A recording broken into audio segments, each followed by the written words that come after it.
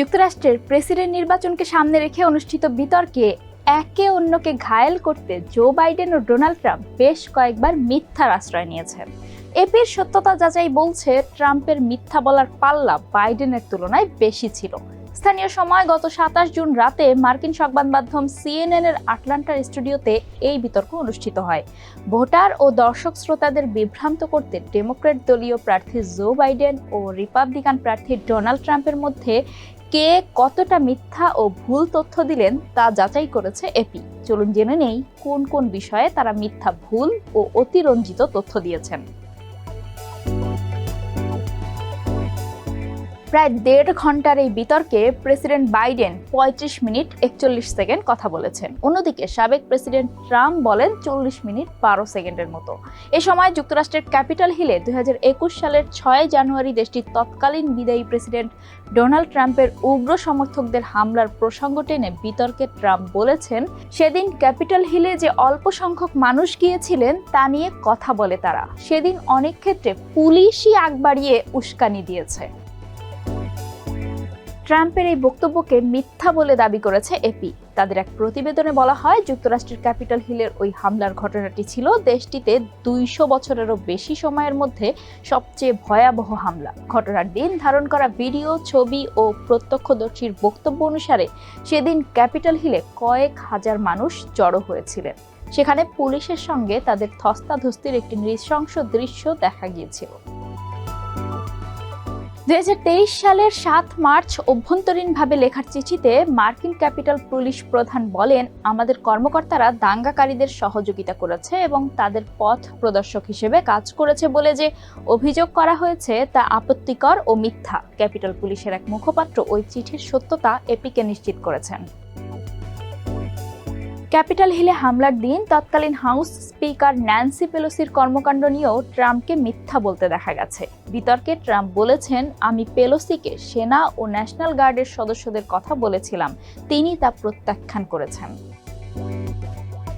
ট্রাম্পের এ কথারও সত্যতা যাচাই করে এপি জানিয়েছে, ন্যাশনাল গার্ড ডাকা না ডাকার ব্যাপারে পেলোসি নিজে কোনো সিদ্ধান্ত নেননি। ক্যাপিটাল হিলে হামলা হওয়ার পর পেলোসি ও সিনেটের তৎকালীন সংখ্যাগরিষ্ঠ অংশের নেতা মিচ ম্যাকনেল ন্যাশনাল গার্ড সহ সামরিক সহায়তা চেয়েছিলেন, কিন্তু ক্যাপিটালে ন্যাশনাল গার্ড সেনাদের ডাকা হবে কিনা তা নিয়ে ক্যাপিটাল পুলিশ বোর্ডই সিদ্ধান্ত নিয়েছে। বিদ্রোহ শুরু হওয়ার আগ পর্যন্ত ন্যাশনাল গার্ডের সেনাদের না ডাকার সিদ্ধান্ত নিয়েছিল ক্যাপিটাল পুলিশ বোর্ড। তবে দাঙ্গা শুরু হওয়ার পর তারা ন্যাশনাল গার্ডের সহায়তা চায়। কয়েক ঘন্টা পর সেনারা সেখানে পৌঁছান।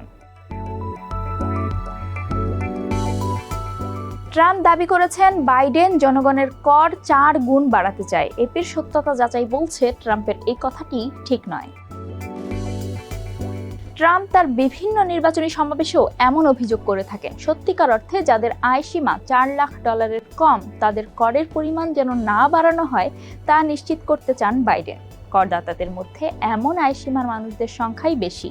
বাইডেন বিভিন্ন কর্পোরেশন ও ধনী মানুষদের কর বাড়ানোর উপরও জোর দিয়েছেন। আরও গুরুত্বপূর্ণ বিষয় হলো, ট্রাম্প যেমনটা দাবি করছেন ততটা কর বাড়ানোর কথা বাইডেনের বাজেট প্রস্তাবে উল্লেখ করা হয়নি। বাইডেন দাবি করেছেন, যুক্তরাষ্ট্রের অনেক মানুষকেই ইনসুলিন বাবদ মাসে $400 খরচ করতে হতো, তিনি তা $15 নামিয়ে এনেছেন। এপি বলছে, বাস্তবতা হচ্ছে বাইডেনের এই দাবি পুরোপুরি সঠিক নয়।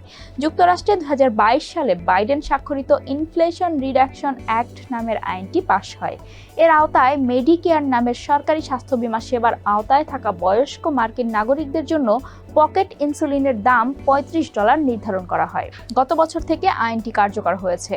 তখন ওষুধ প্রস্তুতকারী কোম্পানিগুলোর অনেকেই ঘোষণা দিয়েছিল, বেসরকারি বীমা সুবিধার আওতায় থাকা বেশিরভাগ মানুষকেও তারা এই দামে ইনসুলিন দেবে। তবে বাইডেন নিয়মিতই এ নিয়ে বাড়িয়ে বলেন। তিনি বলেন, আগে মানুষ মাসে $400 করে পরিশোধে অভ্যস্ত ছিল। অথচ ডায়াবেটিসে আক্রান্ত মানুষদের, যাদের মেডিকেয়ার কিংবা বেসরকারি বীমা করা আছে, তাদের আইনটি প্রণয়নের আগে বছরে ইনসুলিন বাবদ $450 খরচ করতে হতো, মাসে নয়। 2022 সালের ডিসেম্বরে স্বাস্থ্য ও মানব সেবা বিভাগ প্রকাশিত এক গবেষণা প্রতিবেদন থেকে এমন তথ্য জানা গেছে বলে জানিয়েছে এপি। ট্রাম্প বিতর্কে অভিযোগ করেন বাইডেন প্রশাসন 8 মাসে 9 মাসে গর্ভপাতের এমনকি শিশুর জন্মের পরও মেরে ফেলার সুযোগ দিয়েছে, কিন্তু জন্মের পর শিশুকে মেরে ফেলার কথাটি ট্রাম্প যথার্থ বলেননি বলে জানিয়েছে এপি। যুক্তরাষ্ট্রের প্রতিটি অঙ্গরাজ্যে অবাঞ্ছিত নবজাতককে হত্যা করাকে অপরাধ বলে গণ্য করা হয়। জন্মের পর নবজাতককে হত্যার অনুমতি দিয়ে কোনো অঙ্গরাজ্যেই আইন পাশ হয়নি। গর্ভপাতের পক্ষের আইনজীবীরা বলে থাকেন, গর্ভাবস্থার শেষের সময়ে গর্ভপাতকে নিরুৎসাহিত করতে এ ধরনের কথা বলা হয়ে থাকে। তবে যুক্তরাষ্ট্রে গর্ভাবস্থার শেষ দিকে গর্ভপাতের ঘটনা বিরল। রোগ নিয়ন্ত্রণ ও প্রতিরোধ কেন্দ্রের তথ্য অনুসারে 2020 সালে গর্ভাবস্থার 21 সপ্তাহে বা পরে গর্ভপাতের ঘটনা ঘটেছে এমন হার 1%-ও কম। অন্তঃসত্ত্বার গুরুতর জটিলতা দেখা দিলে বা তার জীবনের ঝুঁকি থাকলেই কেবল শেষ সময়ে গর্ভপাত করা হয়ে থাকে। ওয়াল স্ট্রিট জার্নালের সংবাদকর্মী ইভান গার্শকোভিচের রাশিয়ায় আটক হওয়া নিয়ে ট্রাম্প বাইডেনকে দোষারোপ করে বলেন, বাইডেনের উচিত ছিল আরও অনেক আগেই গার্শকোভিচকে মুক্ত করা, কিন্তু পুতিন সম্ভবত কোটি কোটি ডলার চাইছেন, কারণ এই ব্যক্তি প্রতিবারই তা পরিশোধ করেন। তবে আসল কথা হচ্ছে, জিম্মি কিংবা অন্যায্যভাবে আটকে রাখা মার্কিন নাগরিকদের মুক্ত করতে বাইডেন প্রতিবারই অর্থ পরিশোধ করেন বলে ট্রাম্প যে কথা বলেছেন তা ভুল। গার্শকোভিচকে মুক্তি দেওয়ার জন্য পুতিন অর্থ চাইছেন কিনা তারও কোনো প্রমাণ নেই। ট্রাম্প প্রশাসনের মতো বাইডেন প্রশাসনও অন্য দেশের সঙ্গে বন্দি বিনিময় চুক্তির মাধ্যমে বন্দীদের মুক্ত করে থাকে। এক্ষেত্রে অর্থের লেনদেন হয় না বা হওয়ার কোনো প্রমাণও নেই। জলবায়ু পরিবর্তন নিয়ে ট্রাম্প বলেছেন, তিনি প্রেসিডেন্ট হিসেবে 4 বছরের মেয়াদকালে পরিবেশের উন্নয়নের জন্য ভালো ভালো কাজ করেছেন। তিনি বিশুদ্ধ বাতাস ও পানি নিশ্চিত করার জন্যও কাজ করেন। ট্রাম্পের এই দাবি বাস্তবতা থেকে অনেক দূরে। প্রেসিডেন্ট মেয়াদকালে ট্রাম্প উল্টো বিশুদ্ধ পানি সংক্রান্ত কিছু বিধি বাদ দিয়েছিলেন, কয়লা, তেল ও গ্যাস কোম্পানির উপর নিয়ন্ত্রণ শিথিল করেছিলেন, এমনকি প্যারিস জলবায়ু চুক্তি থেকে যুক্তরাষ্ট্রকে প্রত্যাহার করে নিয়েছিলেন।